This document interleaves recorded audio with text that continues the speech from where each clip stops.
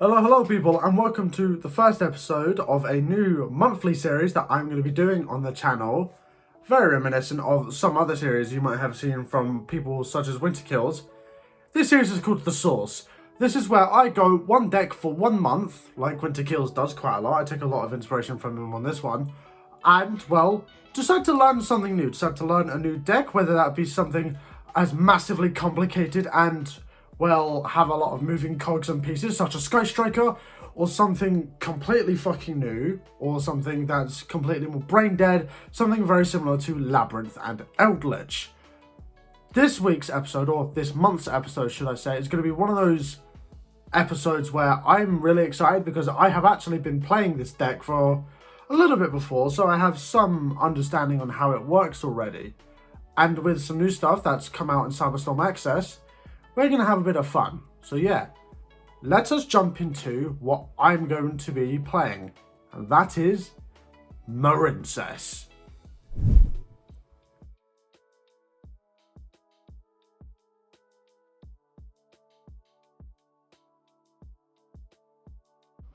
Alrighty, ladies and gentlemen, as you can see here, we have, well, the start of the deck. So I'm not going to waste any more time, and I am going to show you what I am going to be playing for this first version of the deck. So we're going to start with the standard Marincess ratios. To my knowledge, we have 3 blue Tang. So obviously, when this card is normal special summons, you can send any Marincess monster from deck to graveyard. You generally send, well, the Seahorse. You generally send Seahorse. And then when this card is sent to the graveyard for a link material of a water monster, you can excavate the top 3 cards of your deck, add any Marincess card you excavate from it, and then obviously shuffle the rest back into the deck.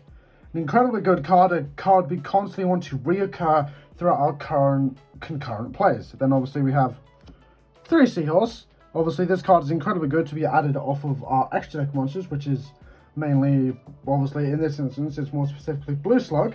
But trust me, this card is actually also incredibly good because if you add it back and then you have a Marincess monster that has a down zone or a free zone, you can just special summon it to the zone it points to.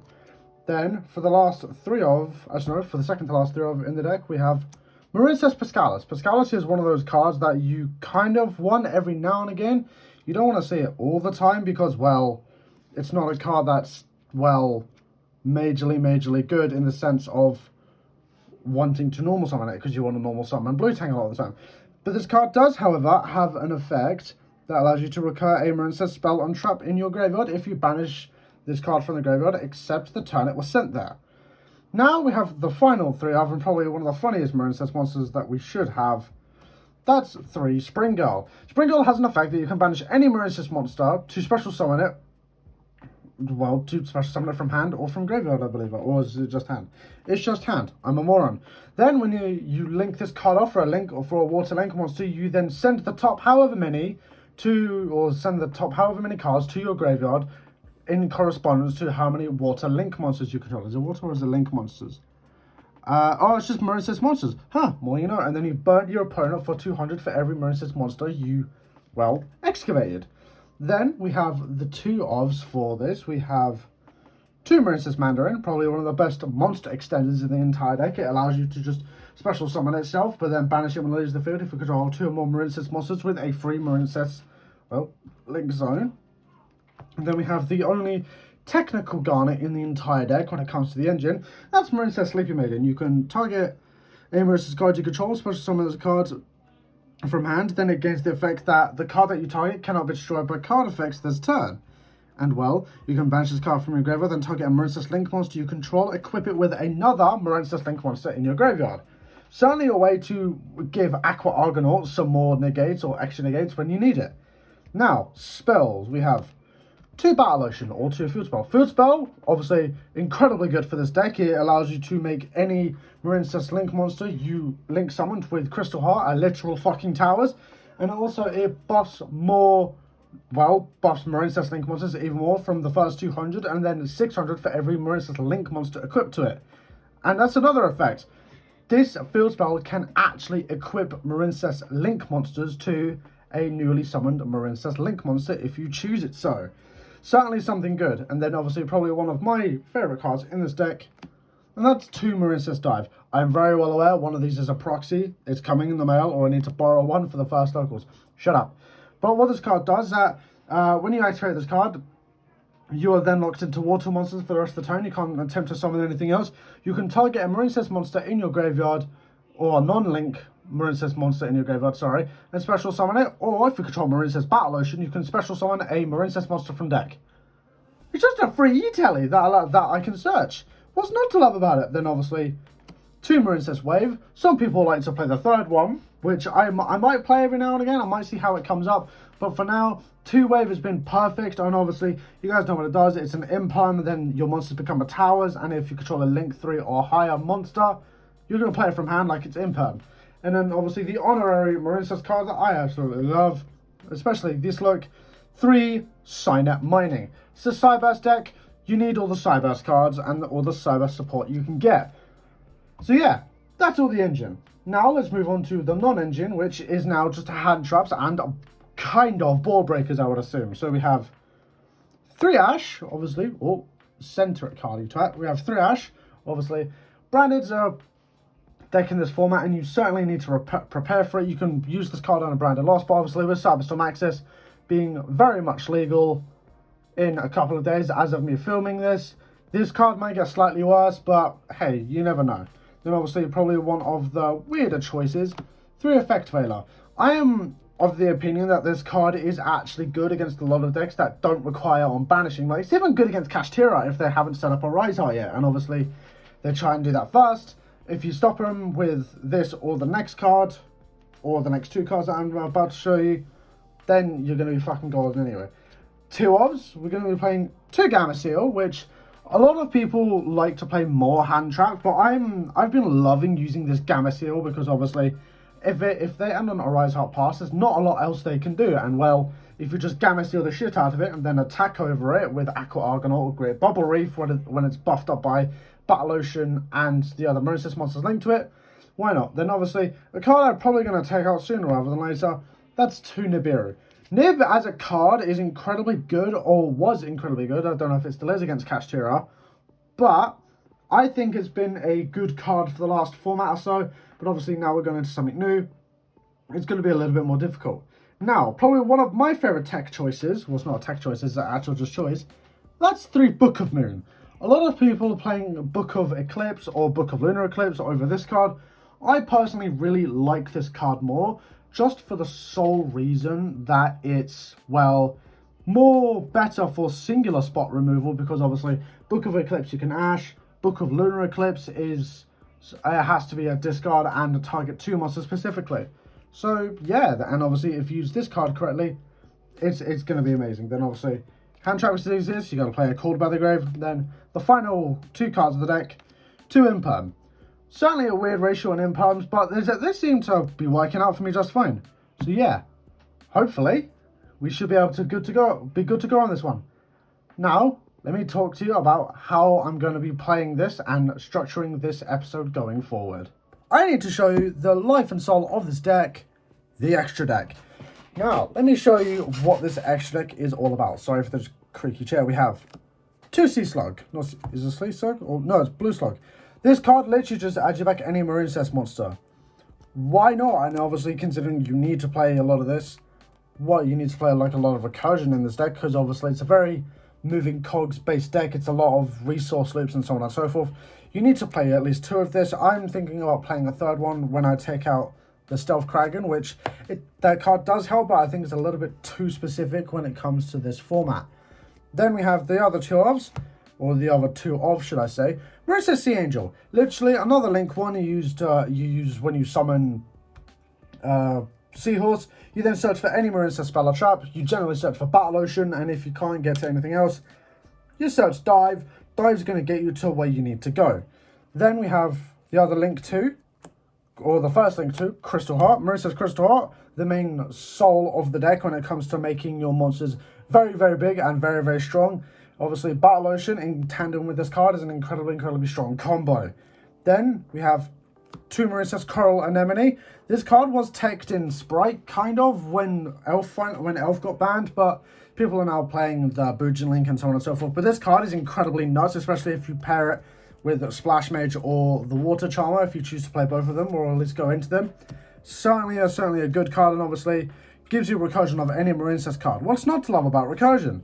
Then Marincess Coral Triangle on summon adds you any Marincess trap from deck to hand, and then you can special summon back any Marincess monsters when this card leaves the field and is banished, equal to its link rating, so you can summon back 3 monsters, I believe. Correct me if I'm wrong, considering this is the first week. Then we have the other link 3, Marbled Rock. I don't particularly use this card all that much, but I have been told that this card does come up quite a lot in a lot of circumstances, so I'm going to keep it in the deck and see how it goes from there. Now we have the 2 link 4s, Marincess Aqua Argonaut and Marincess Great Bubble Reef. These 2 cards are absolutely amazing for the Marincess archetype, and they do what they need to do. And I am very much enjoying using both of these cards, especially Great Bubble Reef right now, where I can just get constant draws and just get a big beefy monster on the field. Mermaid Mummy, why not? Then we have the non-Marincess link monsters. We have Splash Mage, it's a Cyber Sec, you gotta play it. You have the Water Charmer, obviously they're all waters, you gotta play it. And then probably one of my new favorite cards that I didn't expect to be using so much, Wild Sea Dragon Zealantis. I never understood the hype around this card when it first came out, because obviously I never really played a deck that used it all that much. But now, since I am playing a water deck, Jesus Christ, it's so good to be able to just link off one of your link 4s, play this card, and then just continue playing and going on, getting more and more advantage from it. Then the final card, which is probably the card I'm going to cut for a 3rd T-Slug, as I said earlier, Stealth Kraken. I might play this card with a Gozen match, and maybe in the coming weeks I might test it out. But as of right now, that is where this deck is sitting at. So yeah, I'm going to take this deck to locals this week. Right people, it is a couple of days after locals, and I want to go over how well the deck did first locals using it properly with the help of some extra research I had done just after I'd recorded the last part. So yeah, let's get into talking about it really quick. Right, so let's start off with round 1. Round 1 was against Conclave Control, which obviously this deck can do incredible things. Like, it's really well made, it's really tight, it does what it needs to do. But the thing about Marincess that I learned very quickly is that this deck can go very large very quickly if it needs to. Especially with something like Great Bubble Reef that starts on a minimum of 2800, and then if you manage to use Battle Ocean's effect, it's a minimum of like 4200. It's quite a lot. So we get to that as such a minimum where Conclave Control doesn't put up very many big monsters, barring Zenith and Zeus a lot of the time, maybe a couple of others if you side in like Super Polys for Garura or something. It doesn't do as much as a lot of people would seem to think in the case of a control deck. It just stops you from doing stuff like Conclave kind of obviously bounces everything. Crystal Miracle stops with a lot of things going wrong. It's an only negate. It's literally a searchable Solemn Judgment with a lot of instances. And a lot of times Ruby Carbuncle can secure games. But when you have a big Towers monster, like you have a lot of the time where you use Crystal Heart to make one of the link 4s, they struggle to out it if they don't side for it correctly. And unfortunately, my opponent did not particularly side for me playing Marincess and creating a Towers monster. So the best they could do was try and attack over it, which a lot of the time was never able to happen, because having a minimum of like a 3200 attack with Argonaut and like a couple of monsters equipped, where they're not able to close out the games apart from just stopping Marincess from where it needs to go. And even then, it didn't do it very well. So yeah, we took this round 2-0, which was very good. Argonaut and Great Bubble Reef put in the work. Big monsters do big things. Beat the shit out of a lot of the smaller monsters like Ruby Carbuncle and Sapphire Pegasus, and just steal the game from there with obviously a lot of negates and constant recursion in the form of Wave, Signet Mining, and a couple of others. So yeah, that was round 1. So now let's get on to round 2. And round 2 is against a deck I hate playing against. I hate playing against it. I hate playing it.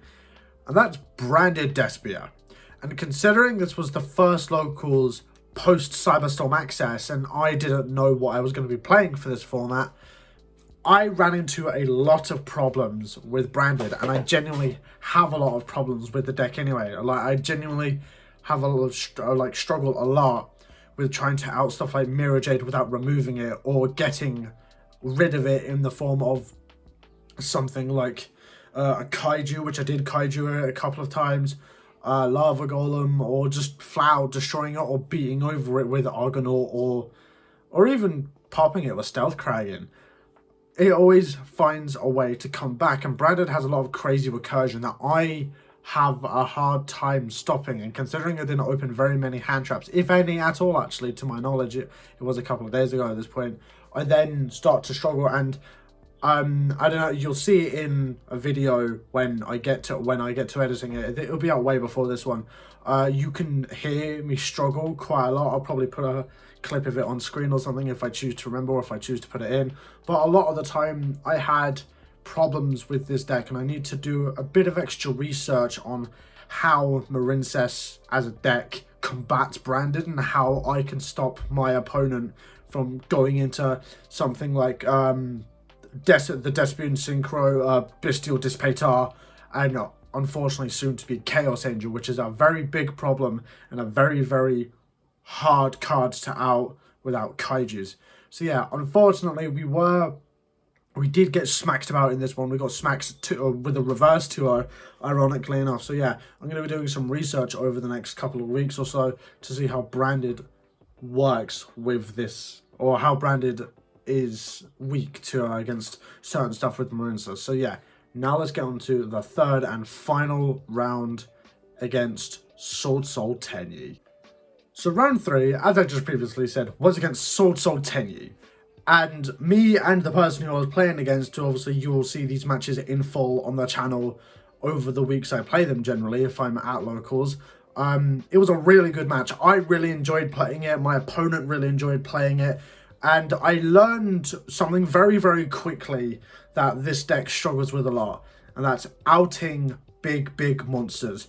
Psychic End Punisher is an incredibly hard card to deal with if you put your opponent in the correct position. And when my opponent summoned it, he was on 900 life points. So he was unaffected by the activated effects, and it was just a massive pain in the ass. And I actually had to scoop the game up because I physically could not get over Pep without a Kaiju. And I'll put it on screen, and I'll put 2 clips on screen as I'm talking. Like 5 minutes before, when I had milled off of Spring Girl, I had milled the 2 Kaijus in the deck. So at that point, I had an incredible struggle against Pep, and I could not out it, so I had to go straight to game 2. So then game 3, or game 2, sorry, Marincess did what it did best. It made a massive towers, it made a lot of recursion, great Bubble Reavers, and a hell of a fucking card, especially when you have enough monsters to at least draw 1 or 2 cards. And once you draw those 1 or 2 cards that you needed, I drew it's either Blue Tang or Signet Mining, so pretty much 2 Blue Tang, whatever it may be. I managed to combo off from there, took game 2 pretty convincingly. Now this is where things get a little bit difficult. Game 3 is where this fucker came in. Do you guys remember, not even like 5 minutes ago in this video, probably about like 10 minutes or probably like 2 minutes ago, I said that I would probably take this card out. Stealth Kraken, obviously, as you can see. Well, I'm not anymore. Stealth Kraken had a massive role to play within this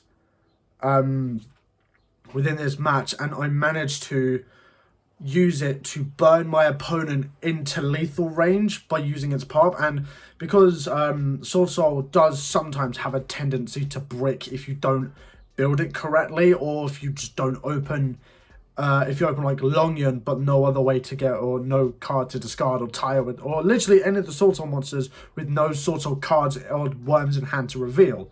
We then get to such a point where Kraken managed to steal it for me. Kraken actually managed to steal the game for me because obviously I had burned my opponent, and then I managed to just combo off and pop off into lethal. And that is when I realized that this card, despite me saying, oh, I'm not going to play it within the next couple of builds, I heavily underestimated it, and I heavily not oversold the value of the other Marincess monsters, but I heavily oversold the value that other cards would give me, and did not give Kragan a proper chance. So yeah, I'm going to be keeping Kragan in the deck for a while, and once I get to be a bit more comfortable with the deck, I'll try and start doing a bit more swaggy plays with the rest of the deck. So yeah, now I'm going to talk about the rest of the deck and how it performs, just as a general on how it felt to play as a newbie. If you remember at all, I didn't have a side deck for the deck profile that I previously did, like at the beginning of the week. That was just because I actually didn't have one. My side deck, I was mainly trying to prepare for Cyberstorm Access format, and ironically enough, the cards I wanted to side in, which were 3 Ghost Ogre, I didn't come up against any deck currently at my locals that actually played any deck that got buffed by Cyberstorm Access. So no Super Heavy Samurai, no Pearly, and when I played against Branded, I didn't side it in because I didn't physically need to, and I did get a bit cocky. I believe I didn't side in because my mate didn't side in. However, I feel like in the coming weeks, a lot of my side deck is going to be improved with a lot of other cards that I'm generally going to play, and obviously it'll change as I evolve with the confidence in the deck, and as the deck evolves into something that I have built personally and not I've just net decked online to get used to the deck. But on that said topic, how does the deck feel to play? Well, I really enjoyed playing the deck as it should be played. I played it in a very safe and otherwise very kind of normal manner. I didn't have any spice into it as of yet. I didn't have any spice to it. I didn't have anything major. I didn't make a blind second build. I made a general build that a lot of people do play, and that will probably be how I stick with the rest. Stick with it within the rest of the series or the rest of the month, because I really enjoy how the deck plays. The deck itself wasn't bad. It was just me being an absolute fucking moron and not knowing how to play it properly. So it's one of those things where a lot of the time I'm just learning the deck, and as the months go on, as I do more research, as I play more games, I'm going to be doing some testing tomorrow as I'm recording this. So Sunday the 7th of May, I'm going to be doing some testing for it, as well as testing my Super Heavy Samurai Earth Machine deck, which I'm really excited to play for. But yeah, back to the deck. What Marincess covers for me as a combo player, previously coming from a massively combo oriented deck, it's a lot of fun. It still hits the same massive fucking combo lines that you'd love in a combo deck, but despite it not looking like it ends on March, your graveyard is fully set up for the banish effects of Seahorse, Spring Girl, and a couple of others, where you can just constantly recur yourself, and then once you get going, and if you top deck something good like I did quite a few times, I top decked Blue Tang or Signet Mining quite a few times, you just get to pop the fuck off, you just get to go, and you get to close out the game within a very consistent and concise manner. Because ironically enough, despite, Marincess not having very big monsters, their biggest monster is actually 2600, I think, because of Great Bubble Reef. Yeah, it's 2600, as you can see right there. Yeah, it's 2600, but the deck works as it should. It closes out games when it can, and it does it very, very well, very, very consistently. So, I'm now going to talk about what I feel like I'm going to change for this deck. Onto the changes that I'm going to make to the deck. As of right now, I don't particularly think I'm going to make any massive changes to my deck. I want to try out some different pieces later once I understand the deck a little bit more, and once I understand how this deck works within an efficient manner. However, the sides deck will be changing up every now, or probably next week most likely. So when I do some testing, I'm most likely going to take out the 3 Raigeki I currently have in the side deck for possibly 3 copies of Droll and Lockbird, because against Super Heavy Samurai, unfortunately, Drawn a Lock does a lot, and considering the deck can't particularly play a lot of spells and traps, or if any at all actually, if they stick around in the graveyard, you then can't play Crossout Designator, you can't play Called by the Grave, you can't particularly do a lot. So yeah, I'm going to try that because I'm going to hopefully be trying to do some online stuff within the next couple of months, or the next month or weeks or so I can understand the deck a little bit more. So yeah, that's what I'm going to be doing. But I also want to talk about an extra bit of tech / spice that I might put into the deck that a lot of people have discovered. Now, in the Marincess community, I've been talking a lot on their Facebook groups. They've been talking about this card, Adularia of the June Moon. It is a water spellcaster that's level 5. Yeah, that's level 5. That allows you to special summon itself if you target a set spell or trap. And then you can... you can send 2 face-up cards from your spell and trap zone to the graveyard, and then send a level 4 or lower monster from the deck to the grave. That effect of sending a level 4 or lower monster does not have to adhere to it being a water monster. But a lot of the time in Marincess, from Blue Slug and from Marincess Dive, you are locked into water monsters. So, what do you do here?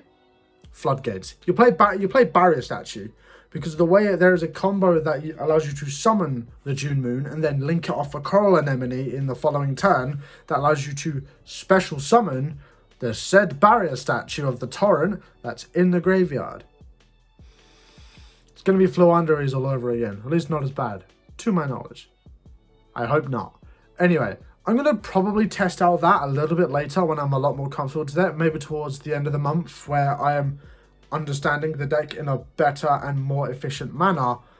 But I just wanted to make reference of it, so because obviously some people haven't read that card, and there are some other techs that I'm going to try. I'm going to try a blind second build at some point of Marincess to have a bit of fun, probably towards the end of the month when I'm a little bit more free, hopefully. So yeah, time to get on with some testing. Deer notes. Yep. And a Wagon. Wagon? Yeah, if you want. Special summon Leon via his effects, but not using his effects. We will then synchro for 11. Here comes the pep. Pep.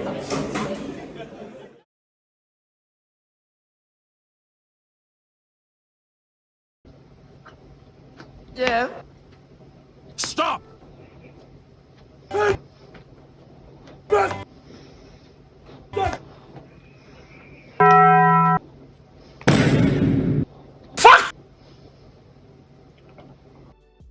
As you can tell, people, this is a Brave engine. Well, no fucking shit! And as you saw in the last clip, I was doing some testing today as of recording this segment. I have actually found a version of Marincess that took me by complete surprise, but I could not pass it up when I found the original deck list. And that is Marincess Brave Engine, or Marincess Brave Token, or whatever the fuck you'd like to call it. As you can see here, we have the standard, well, standard in massive quotation marks, Brave Engine ratios. 3 Enchantress, 1 Griffin Rider, 2 Rite of Aramasir, 1 Dracobat the Rider of a Dragon, and 1 Fateful Adventure. Now, I have only been testing with this engine fairly recently, as I've only just managed to get my hands on it after so long of it actually being out. And I've got to say, this works wonders for the deck. I really enjoy how this version of the deck works when I actually understand how it works, because despite, well, as you can see here, Griffin Rider is a winged beast, Water Enchantress of the Temple, on the other hand, is a water spellcaster. And that means you can use and summon Water Enchantress under the water lock that Marincess Dive and Blue Slug give you while doing combo. You can even attempt to activate the effect in hand if you wish. I've been playing with this version of the deck for literally a couple of hours, and I've been enjoying it so much. So much so that I'm actually going to be making it a mainstay for the deck for the rest of the month. As you can see on the screen right here, guys, this is the deck list I'm going with. It is a little bit wonky to my current knowledge of the deck, but I will be testing out more and more stuff as we go along. And as you can see, certain things have actually changed from the previous, well, version of the deck. So as you can tell, we now have, or we now are now lacking, should I say, the Sleepy Maiden, the second or the third Pascalis, the second Mandarin, and the second Battle Ocean. These 4 cards, as well as a couple of other hand traps that I don't really need to specifically talk about. These couple of cards, as much as I like having them in the deck, are not necessary to have them at their ratios, and Sleepy Maiden isn't really used at all in the combos that I've been playing with. So when I've been working through this, I've decided that these cards will come out for this engine, and I personally think that I would be able to add them back in if I choose to go back on a pure build. So yeah, that's what I'm working with now. I am very sorry for lying to you. Actually, no, I'm not. This version of the deck's great. Fuck you.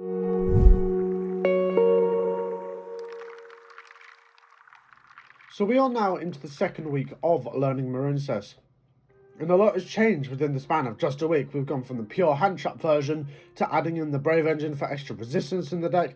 We've been doing well in testing and in execution with both versions of the deck, as you can see within the locals videos that I have uploaded not too long ago. Go and check those out if you want to see how I got on. But as highlighted by the comments of some of those videos that I have put up, there is still much for me to learn when it comes to this deck. And considering we're going into a new format where combo decks like Super Heavy Samurai and branded Reign Supreme, we need to knuckle down and see where this deck falls short and work on the format accordingly. Let's make some changes. And this is what we've come up with. With the advent of Super Heavy Samurai and Pearly carving the meta around these two, as well as alongside 2 other very meta decks, Branded and Kashtura, we need to make sure that this deck can keep up with them in its best way possible. And lucky enough for me, one of my main decks for this format is one of those said meta contenders, Super Heavy Samurai. The new support has skyrocketed the ceiling of the deck to nothing like we've seen before. A cheap but very explosive engine that puts up so many interruptions that it's nigh impossible to break their board. However, the choke points of the deck are almost blinding once you notice them. Super Heavy Samurai, Prodigy Wakaushi, and Super Heavy Samurai Scarecrow are the 2 cards within the deck that allow it to combo off as much as it does, and interrupting those is key for us to win the matchup. And this is where Ghost Ogre as well as John and Luckbird play a massive part in stopping this deck's hyper-explosive and hyper-consistent playstyle. Joel is a saviour for the format for those who want to compete against Super Heavy at any level. As much as I love playing my Super Heavy Earth Machine deck, Joel is going to be the death of me by the end of the format, but we'll be seeing lots of play and we'll be replacing the playset of Valar within our Marincess deck, as I believe it will serve this deck a lot better to stopping Super Heavy from searching en masse than maybe just once or twice. Ghost Ogre on the Scarecrow forces it to resolve without its effects, as there is no available zone that the card points to, which then causes the deck to struggle to extend unless the deck has one of its extenders, which a lot of the time only consists of the second Wakaushi or maybe a Super Heavy Samurai Stealthy. But where Ghost Ogre really shines in this format is against Pearly. The deck doesn't put up a lot of negates in comparison to Super Heavy Samurai, so a simple Ghost Ogre can do the job a lot of the time, especially against their continuous spell, as well as their 2 main deck monsters, and in most, if not all cases, prevents them from extending or even playing the turn entirely, which means they just have to pass. Then in this case specifically, depending on what we have going for us, we can easily just OTK through, well, literally anything depending on how big their monster is. These 2 hand traps will be working wonders this format, and they both will be making their way into the deck in some form. The Droll now replacing the 3 Valar we have in the deck, the 2 Nib now being replaced by 2 Ghost Ogre, which the third one to make a playset for the deck is going to be in the side deck, just in case I happen to need the third one for the 2 previously mentioned decks, like I need the third Gamma Seal in the side, which I will be getting onto in just a second. And with all these changes to the main deck, the side deck will obviously have some of its own changes because, well, some of the new monsters we actually need to do some explaining about, like the extra one-offs of the third ogre and the gamma seal, and the final monster being a copy of Dino Wrestler Pancratops, as it's just a good card to have in the deck if you can play it at all.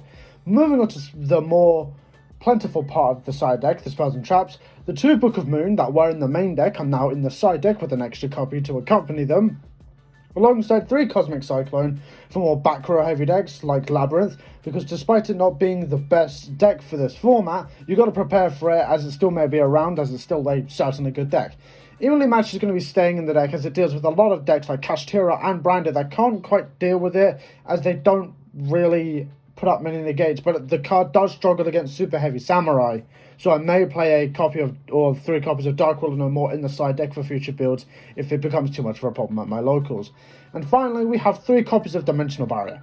This card is generically good across the board, it is one of the best en masse interruption cards within the game right now, as it hits so many decks all at once that I can honestly see it getting hit on the ban list sooner rather than later if it continues to cause a problem like it is currently. That's all I have for right now. Almost in testing.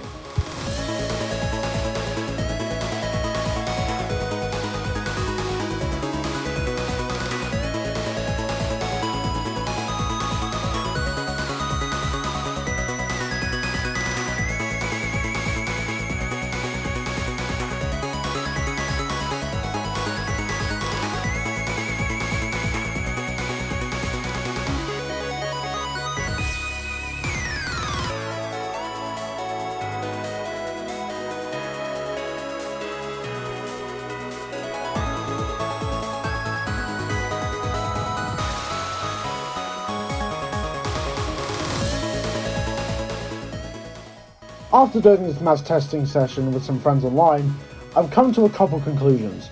Some a little bit more obvious than others, and some a little bit more specific to me.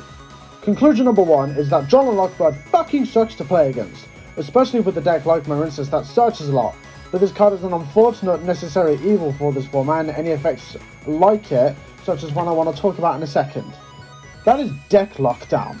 This card's like fucking Droll on crack, and it covers cards even like Emergency Teleport and Kashtira Theosis, as it lasts for 2 turns, as well as stopping literally both players from summoning from the deck. This card could see a massive spike against a lot of the new meta decks, considering one of my friends plays Pearlies. It might be something I want to test out in the very near future. Conclusion number 2.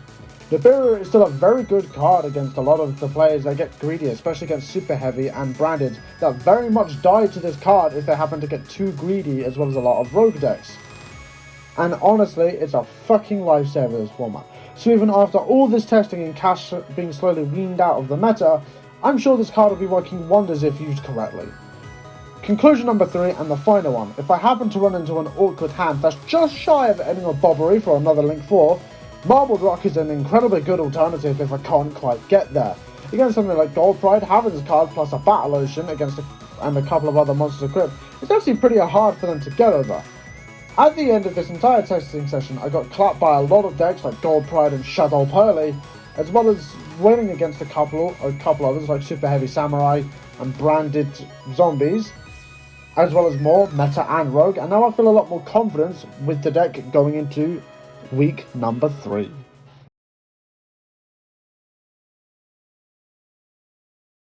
Slightly more specific, right? Andrew, do you Have you seen it, Andrew? Andrew, am I playing Super Heavy or... Mine. I want to play I more. wasn't going to make any jokes about you putting on weight. Oh. You think I'm mean? You said you were going to play Super Heavy. I don't need you to be captain of it. I'm not going to put one card at the bottom. Bedroom. What's that one card? Oh, no, it doesn't make sense. Can I check? Can I check what it was? Yeah. It's not. It's a card you don't want in hand. Don't worry about it. Thank God. It's malicious. Oh, thank God. And now we're in the 3rd week of this video. And honestly, Marincess has been doing incredibly well in comparison to what I thought it would have been doing within this format. Because obviously with decks like Super Heavy Samurai, Pearl and Kashtira being massively meta contending, having Marincess being a good opportunity, or not opportunity, a good deck to play this format, especially with my newly acquired Brave Engine, we have gotten to the point where the deck actually works very, very well, and it's very, very consistent in what it does, unless I draw Fateful Adventure. Then shit starts to go south. However, I have noticed very, very quickly against Branded in particular, that the deck still does struggle a lot, or at least I struggle to play the deck under Branded or while playing against it. I could not tell you why, and I'd struggle with it quite a lot. So when I did some testing, as you've seen in the previous part of this video or previous part of this section, I played against Branded, I played against Heroes. I enjoyed them a lot, but like the Heroes matchup was honestly pretty easily. I'm very sorry, Andrew. It was pretty easy. But the problem is that Branded obviously has Branded Banishment. It can play Super Poly if they play Keeper of Dragon Magic or Predaplant Darlington Cobra. And it's just a bit of a pain in the ass for me as a deck. And it might just be one of my kryptonites when it comes to, well, playing any deck that I'm playing. This week for locals, we're going to take a break from playing Marincess as normal. The reason I say that is because I'm not getting bored of the deck. I'm more of wanting to try something new that's come out for this format. And obviously, you know me, you know what deck I've been playing. If you know me personally, let's find the card that represents it perfectly. Super Heavy Samurai. I've been wanting to play it. I've been playing a 60 card version, and I've recently, literally today, transferred to the pure version. And I'm going to be playing that for this week's Thursday locals. And if it's possible for me to do another locals on a Sunday, like I'm able to in literally the town over, I will go there. I will do the recording and so on and so forth. But the reason I want to tell you guys this is because when you're learning a deck for the first time, every now and again, you do get bored of it and want to go back to playing something you know. And that's entirely alright when it comes to wanting to figure out if the deck is for you or not. Like, I'm really enjoying Marincess. It's a really good Cyburst link climbing deck. And especially with the, well, with the Brave Engine, it gives it that extra oomph and extra resilience that sometimes the deck needs. However, when you're doing the same combo lines over and over again, obviously going into the link climbing mechanics and then eventually into Bob Reef, then setting up just a lot of negates and so on and so forth, and just having constant resource loops, it does get a little bit boring if you're doing it the same way over and over again. So, I'm going to skip out on playing Marincess at locals this week, but I'm going to most likely be playing a new version of the deck that I am working on, which I am actually going to talk about right now. So, like in most blind second versions of, well, literally any deck, they play a lot of, well, board breakers. So, a lot of stuff like Lightning Storm, Raigeki, Hypebeast Feather Duster, Evenly Matched, so on and so forth. And I didn't know if that was the case with Marincess, which a lot of people say, no fucking shit there, Sherlock, it probably should be. But when you're learning a new deck, like I have been over the past month or so, or week or so, well, nearly a month, whatever the fuck it may be, as I've been learning that, I don't know if the deck wants to go first or wants to go second, or even if it can go second when it tries to, because I know that I learned over the course of, well, of the month, that this deck goes first quite a lot, and it normally wins by going first. And I was incredibly unsure if it could even go second. And I have been told by people on the Marincess Duelist Facebook group, by this post that I had put up, that they can go second. Marincess can go second. It just plays a lot of board breakers. It plays the Kaijus. It plays Interrupted Kaiju Slumber and stuff like that. It's pretty much the same thing. I would just have to possibly take out my adventure engine to then max out on these board breakers, as well as keeping consistency with my hand traps and my engine. So if I were to do this blind second version, which I will be over the next couple of weeks, I'll be testing it and so on and so forth, trying to figure out what I feel like is the best version of it. I'd have to replace my adventure engine, which is a little bit unfortunate because I do like using it, but we'd have to put obviously the second battle ocean back in and so on and so forth, which it goes back to a more pure version of the deck. So I'm going to be over the next week or so before next week going to figure out what a blind second version of this deck looks like.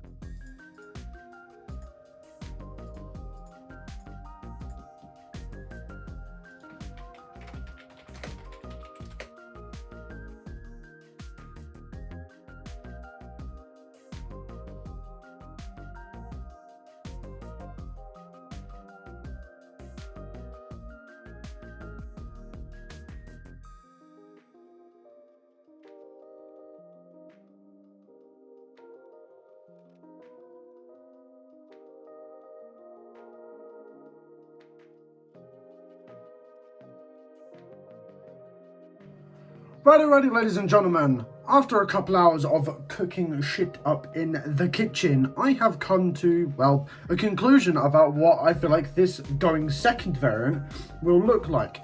As I said in the previous clip, I'm going to be taking out my adventure engine because despite being able to be one of those things that is good going first and going second, I want to try and go back to a pure variant before this video ends because, well, I've been playing the adventure engine since I was able to pick it up and since I've had it. So I thought, why not go back to the original one? So let's get on with what I think this is going to consist of and, well, what it's going to be. So we're going to start with the older ratios that we had. So we have 3 blue tang. Obviously, you guys know what blue tang does. I'm not going to explain it to you guys. Then we are back up to the 3 Pascalis we had in the pure build before the Brave engine. And the rest is now still technically fairly standard. 3 Seahorse, which obviously, good card send off of blue tang. Good card just to have in hand as an extender if you need it. Then obviously we are on the 3 Spring Girl. Obviously Spring Girl, good card, a very hilarious card for obviously time burning. Obviously with rounds being 45 minutes now, it's going to be a little bit more difficult. And obviously we are now back up to the 2 Mandarin. And obviously best extender in the deck. We're now back up to 2 because we're playing more ball breakers. For the spells and traps, we are on, well, the 2 dive that we've always been on. We are now back up to the 2 battle ocean that we were on. And obviously, seeing this card every now and again isn't actually too bad. And I did kind of miss the second one, I will be quite honest. Then, obviously, the card that hasn't particularly changed, the 2 wave, obviously, this card's absolutely amazing if you can get to it through the excavation or through the coral triangle. You guys know what this card does. And then the honorary Marincess card, we have 3 Cynet Mining. Obviously, if you're playing a Cyburst deck, you need to play this card. It's incredibly strong for what it is. And yes, so that's all the technical engine stuff. And obviously, Marincess is still a deck like Salamangreat and Mathmech that can hit a lot of bases with its hand traps. So we have the 3-House Blossom and Joy Spring that we've been running since the very beginning of the series. And then obviously we're in a new format with Cyberstorm Access and Super Heavy Samurai being literally fucking everywhere. We are on the 3 Droll and Lockbird. Obviously this card does hurt us a little bit, but the only time we would be adding in our opponent's turn is with Great Bubble Reef, which actually plays around Droll because Droll can only be used in the main phase, I believe. Yeah, except during the draw phase. Let's see. Oh, it kind of plays around draw. Never mind. But this card's incredibly good, and most people aren't gonna draw a Great Bubble Reef unless they know what this deck can do. And obviously, we are on 1 Called by the Grave and the 2 Infinite Impermanence that we have been on since the beginning of the series. Now we're on to the actual major changes for this deck. We are now on 3 Gameciel, the Sea Turtle Kaiju. We were on the 2, and obviously in some games, milling it off of Spring Girl is certainly not ideal, and it kind of fucking sucks if it happens to be that way. Then the other board breaker that I've decided to put in is 3 Dark Ruler No More, or Dark Ruler No Morph, or in one of my copies. Dark Ruler as a card is an incredibly good card that is now incredibly cheap everywhere. It's not as good this format, but I feel like it's still pretty fucking good. And obviously, one of the best board breakers in the entire game that we have had in the side for a while.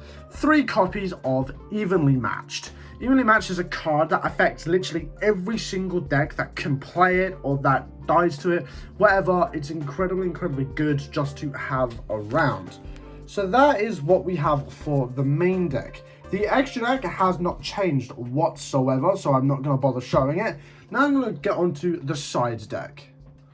Obviously, with the advent of a new playstyle that we're going to be doing in the deck, like we're going to be going second quite a lot more, we need to put our side deck into a bit of a different mode when obviously we're going to be going second a lot of the time. Every now and again, we would like to go first when it suits us. So let me show you what I've got going for you. So we have the 3 Nibiru, the Primal Being, for this, for the main hand trap that we need, because obviously we still have a lot of combo decks going around, like absolutely popping the fuck off. If Super Heavy Samurai gets too greedy, doesn't make Baron de Fleur on its 5th summon, or Baron, or whatever. I don't know why I said it in the French accent. I'm sorry to every French person ever. It's one of those things where, like, this card will fuck Super Heavy. You just need to be able to out it very efficiently. Then, an actually good card that I'm playing in my 60 card Super Heavy build, which is Kashtira Fenrir. Fenrir, just as a card, is incredibly powerful because of what it does within the game state. It can do a lot of things, and honestly, if I leave this card on field and I have a great Bubble Reef on field, this card can trigger a great Bubble Reef on my opponent's turn, because obviously it banishes face down and Bubble Reef gains an extra 600 attack until the end of the turn for every card that's banished. Incredibly good card, incredibly good, just generic going first card. Then, obviously, for one of the main spells, and that's Cosmic Cyclone. Pearly as a deck is still incredibly strong, and obviously there are a lot more better ways to hit it that I currently don't have available to me at the moment, but this is mainly against trap decks, because at my locals there's quite a few trap decks. There's Trap Tricks, Eldritch, not Kashtira, Labyrinth. There's quite a few, and this card is obviously incredibly good.